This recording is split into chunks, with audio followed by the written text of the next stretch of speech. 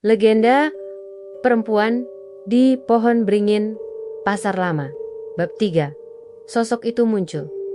Sahabat misteri, kita lanjut lagi. Kali ini dengan kisah cerita legenda. Yuk, kita simak cerita selengkapnya.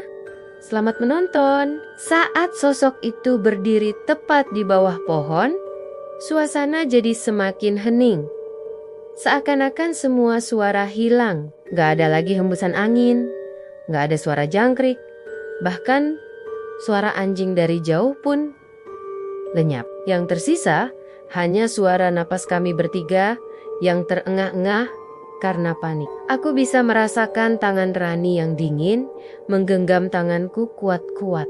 Sementara Dika yang biasanya sok berani, sekarang wajahnya pucat pasi, bibirnya gemetar, dan matanya gak lepas dari sosok itu. Perempuan itu diam. Dia berdiri dengan tubuh tegak, rambut panjang hitamnya menjuntai, menutupi hampir seluruh wajah. Baju putihnya lusuh, penuh noda seperti kotoran atau tanah. Dari ujung rambutnya meneteskan sesuatu, entah air atau darah. Aku gak bisa jelas melihatnya. Yang bikin aku makin takut, tubuhnya gak sepenuhnya menapak tanah. Dia seperti melayang setinggi beberapa sentimeter, membuat suasananya makin gak masuk akal. Aku ingin lari, ingin teriak, tapi kakiku kaku, mulutku terkunci. Jantungku berdegup kencang sampai terasa di dada, seolah-olah bisa meledak kapan saja. Rani mulai menangis pelan. Suaranya tertahan di tenggorokan. Dia menunduk, nggak berani melihat. Sedangkan Dika hanya berdiri kaku dengan mata melotot. Lalu, tiba-tiba perempuan itu mengeluarkan suara. Suaranya lirih, pelan, tapi terdengar jelas di telinga kami. Kenapa kalian datang ke sini? Aku langsung merinding. Dari kepala sampai kaki. Itu bukan suara biasa, bukan suara orang yang berbicara normal. Suaranya bergema, kayak datang dari banyak arah sekaligus, seolah-olah dia ngomong langsung di dalam kepala kami. Aku mencoba jawab, tapi mulutku terkunci rapat, bahkan untuk sekadar membuka bibir pun susah. Perempuan itu mulai bergerak pelan ke arah kami. Gerakannya aneh, nggak seperti orang berjalan biasa. Kakinya nggak pernah benar-benar melangkah. Lebih mirip melayang mendekat dengan gerakan halus yang bikin bulu kuduk merinding. Setiap kali dia bergerak, hawa dingin semakin menusuk kulit. Sampai aku bisa merasakan gigi-gigiku bergemeletuk. Aku coba memaksa suara keluar. Dengan terbata-bata aku berkata, maaf, kami cuma lewat aja." Suaraku bergetar. Hampir enggak terdengar. Sosok itu berhenti sebentar. Kepalanya menunduk, lalu pelan-pelan mendongak, menyingkap sebagian wajahnya. Saat itu, aku melihat matanya. Matanya merah menyala, penuh dengan tatapan yang sulit dijelaskan antara marah, sakit, dan sedih. Bercampur jadi satu. Aku langsung menunduk lagi. Enggak sanggup menatap lebih lama. Lalu dia tertawa. Tawa yang lirih tapi panjang.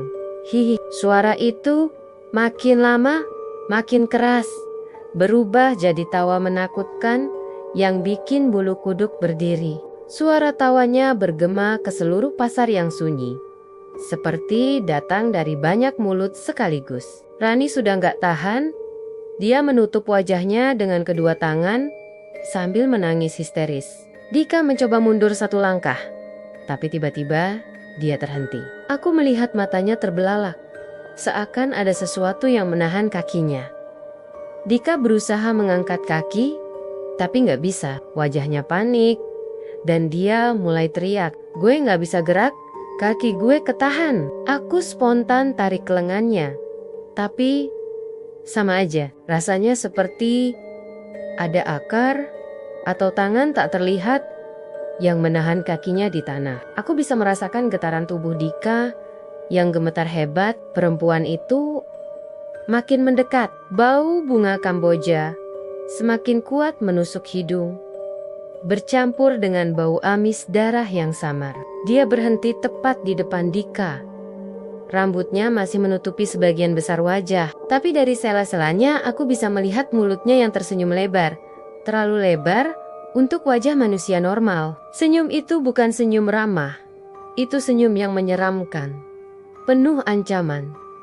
Dengan suara berat, dia berkata, "Kalian sudah mengganggu aku." Dika terisak, wajahnya pucat, keringat dingin mengalir deras. Dia mencoba berkata, Maaf, gue gak maksud." Tapi sebelum dia sempat menyelesaikan kalimatnya, perempuan itu mendekatkan wajahnya tepat di depan Dika.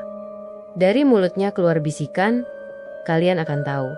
Rasanya mati di sini." Aku langsung panik. Rani teriak histeris sambil menarikku. Ayo lari!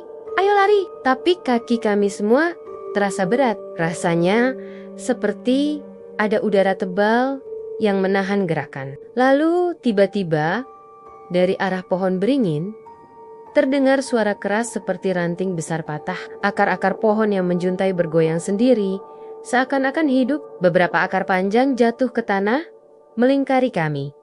Seperti mencoba mengurung, aku merasakan keringat dingin mengucur deras. Mataku nggak berani menatap ke arah akar itu terlalu lama. Suara perempuan itu kembali terdengar.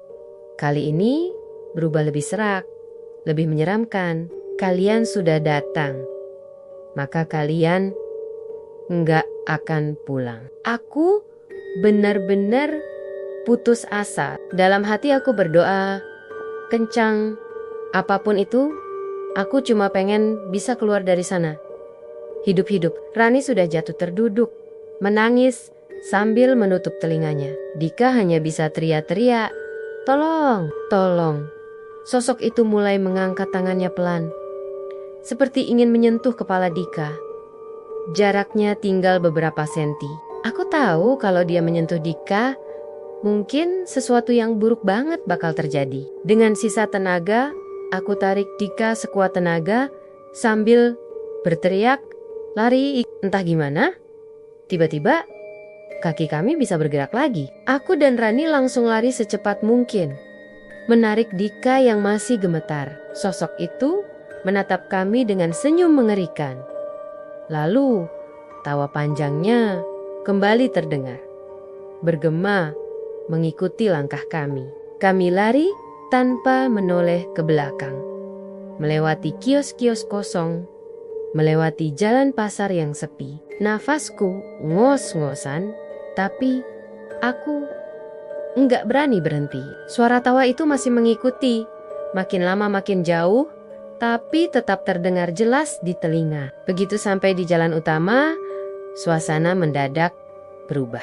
Angin kembali berhembus, suara jangkrik terdengar lagi, dan lampu jalan terlihat lebih terang. Seolah-olah semua kembali normal. Kami bertiga langsung jatuh, terduduk di pinggir jalan, tubuh lemas, napas terengah-engah. Dika masih gemetar, wajahnya pucat dan basah oleh keringat. Rani menangis terisak, wajahnya merah dan mata bengkak. Aku sendiri masih merasa jantungku berdetak kencang, seakan belum mau berhenti. Kami saling pandang. Gak ada yang bisa ngomong banyak. Tapi aku tahu, malam itu kami bertiga sudah melihat sesuatu yang nyata. Sesuatu yang selama ini hanya jadi cerita orang-orang, ternyata memang benar ada. Dan aku yakin pengalaman itu baru permulaan. Bagaimana? Seru kan? Kita lanjutkan di bab berikutnya. Sampai jumpa.